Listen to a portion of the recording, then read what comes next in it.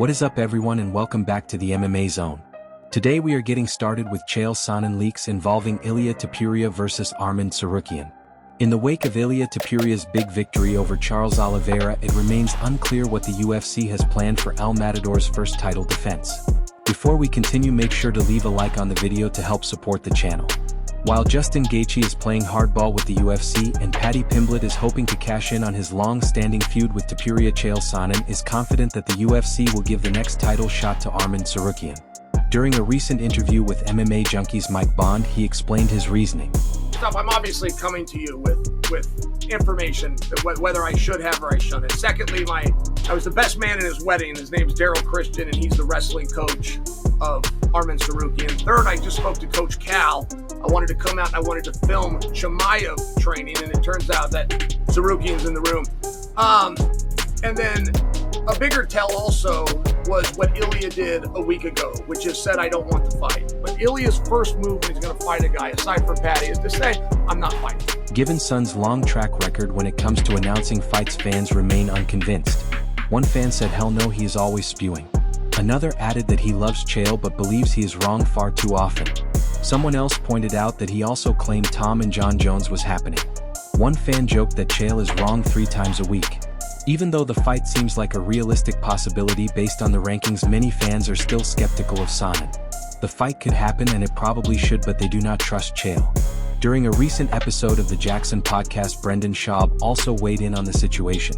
Because he's been here. Yeah. Let's say they make the Paddy fight and it's not for another 3 or 4 months at least. If you're Arman, what do you tell him to do if you're his manager? Me personally, obviously, if I had a personal relationship with Dana White, maybe my answer would be different. Or the UFC as a manager. Hypothetically speaking, if I've already waited this long, I would hope that I could withstand a little bit more waiting period and then go straight to a belt fight. But I think taking a smaller fight just to stay active at this point is a lose-lose no matter what, because you've waited so long already. I can see both sides. My thing is that I don't know his relationship with Dana and them, but it wouldn't be a bad idea to ask Dana, like, hey, I know you guys doing the Paddy thing. Am I for sure next, or am I going to have to take a fight? Because I want to weigh my options. So if Dana goes, we're doing Paddy. If I'm Arman, I'm like, so can I wait? And if they say no, like, what are my options? If they say it's a Gaethje, those are good odds. Yeah.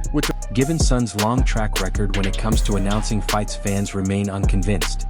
One fan said, hell no, he is always spewing. Another added that he loves Chael but believes he is wrong far too often. Someone else pointed out that he also claimed Tom and John Jones was happening. One fan joked that Chael is wrong 3 times a week. Even though the fight seems like a realistic possibility based on the rankings, many fans are still skeptical of Sonnen. The fight could happen and it probably should, but they do not trust Chael. During a recent episode of the Jackson podcast, Brendan Schaub also weighed in on the situation. Myself, I believe and I hope I'm gonna come back strong and win this. And there is Rustam. He is a hell of a fighter. He's fighting in October 4th in Dubai with Senegal. He fought us last time. It was hard fight. And now we will see how we're gonna deal with. They're gonna have their match. We will see how we're gonna deal with this. I told them always, guys, do not try to take from me some advices. You have hard time. For example, you have hard time. I want you to deal with this by yourself. Because it's gonna be better. Artem Lobov next fight revealed. Some big news regarding former UFC fighters Artem Lobov and Zabara Tukagov, who were on opposite sides of the infamous Team McGregor vs. Team Khabib brawl years ago. According to a post Lobov made on social media, the two will fight under the PFL banner on October 3rd at 165 pounds. As Lobov wrote, 7 years in the making, time to get revenge.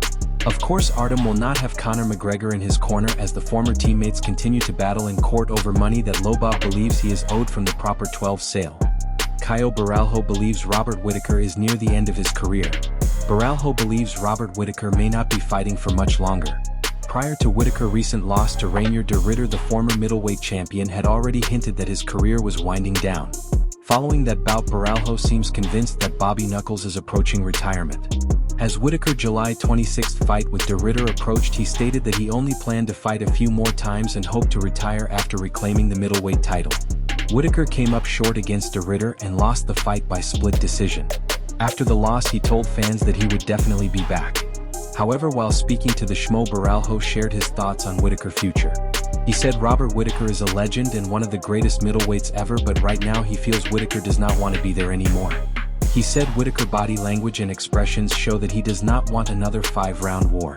Beraljo added that with all due respect he believes it is no longer Whittaker moment and that he looks close to retirement.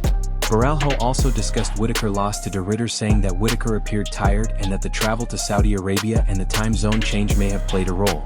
He questioned whether Whittaker arrived early enough to adjust after traveling from Australia. Do you agree with Beraljo's take that Whittaker no longer has the fire he once did, and do you see the Reaper retiring soon? Arman Tsarukyan reveals concerns for Khamzat camp. Heading into Khamzat Chimaev fight against Dricus du Plessis at UFC 319, Team Chimaev is taking precautions to ensure he is not overtrained. During a recent interview, Arman Tsarukyan, who is helping Chimaev train, explained that Khamzat has improved his recovery strength and conditioning. He said Khamzat trains strength and conditioning twice a week along with striking, sparring and wrestling, and is working with a new coach. Tsarukyan believes Chimaev cardio will be very strong for this fight. He explained that Khamzat recovery is monitored daily using a device that tracks recovery stats each morning, and if he is overtrained the team makes him rest so he is fully ready. Tsarukyan said Khamzat works extremely hard and needs someone to manage his workload constantly to prevent burnout. Following his win over Robert Whittaker, Rainier de Ridder said he hopes to fight again in 4 to 6 months if Dricus du Plessis defeats Chimaev. De Ridder stated that if Khamzat wins decisively he may take time off due to becoming a major star. He suggested it might be better for du Plessis to win so they can fight sooner. De Ridder also mentioned that Caio Beraljo and Nasruddin Imavov are both pushing for title shots, which makes the middleweight division very interesting. The MMA community reacts to Khamzat Chimaev's insane body transformation. Fans have been reacting to Chimaev's new physique ahead of his fight with du Plessis at UFC 319.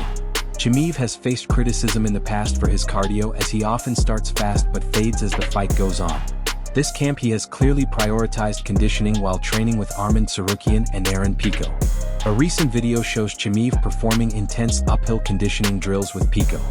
Fans are eager to see if the improved cardio makes a difference when he steps into the octagon at UFC 319.5. Come on! Come on, Josh! Come on! Mac, what's the next one? The next one. Start with, right? Because of it grabbing. Yeah, it's good position. Good. Walk him down, heel, Pico. Let's go.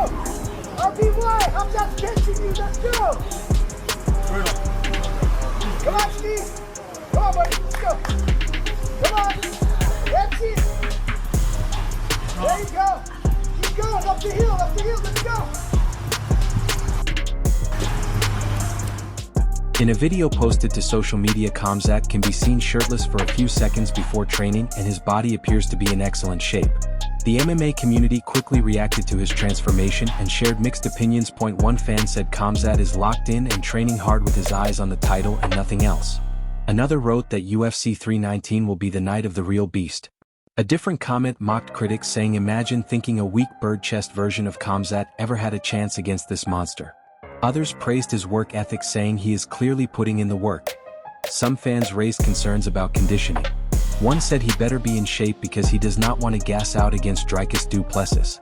Another pointed out that Khamzat goes very hard in the first round, and if he cannot submit Dricus early he could be in trouble. Several comments mentioned his size, with one saying he looks too big and that the weight cut will be crazy. Another predicted Dricus by cardio in round 4 and told everyone to mark his words. Other reactions questioned his conditioning even more. One fan said he looks chunky for someone who is supposed to be cutting weight. Another simply said cardio needs to be the focus. Others were surprised by his size, saying he looks around 220 pounds. One fan added that with the amount of training Khamzat is doing, especially cardio, he might still run out of gas.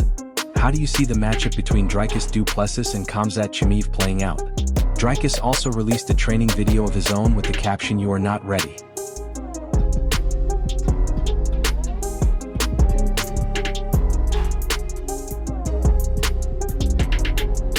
We have a favor to ask. Help us reach 200,000 subscribers on MMA Zone by subscribing and turning on notifications for daily MMA content. Seriously, we rarely miss a day. Music.